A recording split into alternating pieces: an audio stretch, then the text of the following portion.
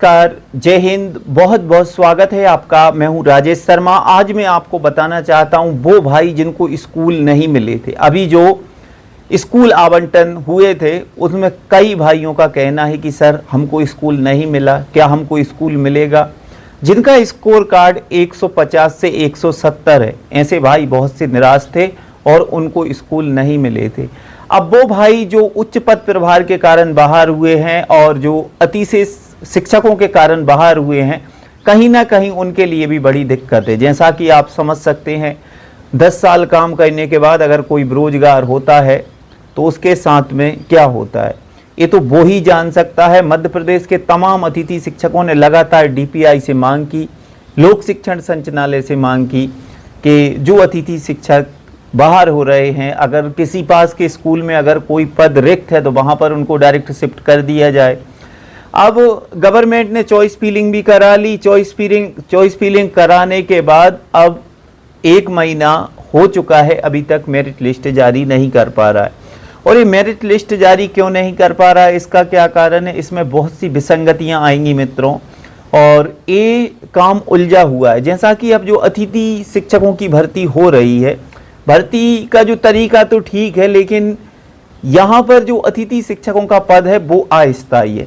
अब कहीं ना कहीं जब ऑनलाइन भर्ती हुई थी तो पद को स्थायी करना था। जैसा कि शिक्षक पात्रता परीक्षा के नंबर भी दिए गए हैं, 30 अंक दिए गए हैं स्कोर कार्ड में। बाकी अनुभव के अंक भी मिले हैं अतिथि शिक्षकों को, और अनुभव के अंक को लेकर और भी डीपीआई में चल रहा है कि उनमें सुधार हो।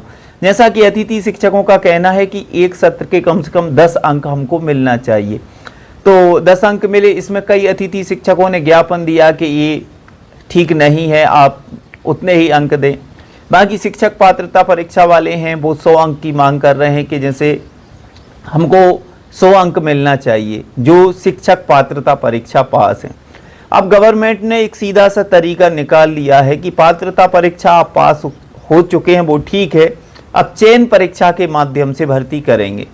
तो यहाँ पर ये तो बड़ी विसंगति हुई। अब चयन परीक्षा भी देना होगा। पहले पात्रता परीक्षा की मेरिट के आधार पर स्कूलों का चयन हो जाता था, लेकिन अब क्या होगा?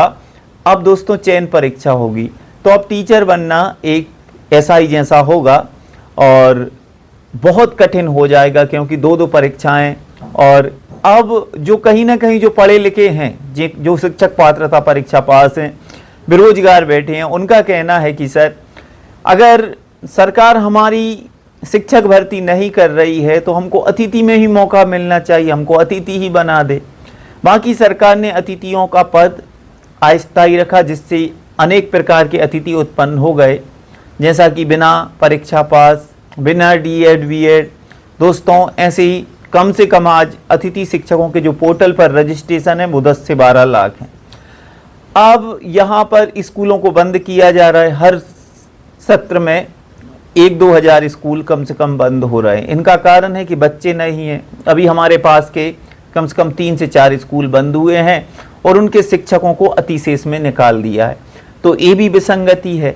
अब जो अतिशेष वाले शिक्षक आ रहे हैं उनको वहाँ पर ट्रांसफ़र किया जा रहा है जहाँ पर बच्चे ज़्यादा हैं और शिक्षक कम हैं, तो ऐसे शिक्षकों को अतिशेष कहा जा रहा है।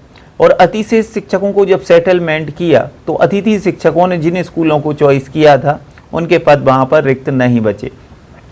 अब कहीं ना कहीं जो चॉइस फिलिंग हुई है और अब मेरिट लिस्ट जारी होगी, उसमें अभी जैसे अगर किसी का 210 में स्कूल मिला था तो हो सकता है कि अब वो स्कूल ना मिले, क्योंकि अभी जो काउंट हुए थे वो अतिशेष के पहले की चॉइस फिलिंग थी। अब उन पदों को अगर लॉक किया जाता है, उन पदों को भरा माना जाता है, तो फिर उन अतिथियों को स्कूल मिलना कठिन हो जाएगा जिनको अभी मिले थे।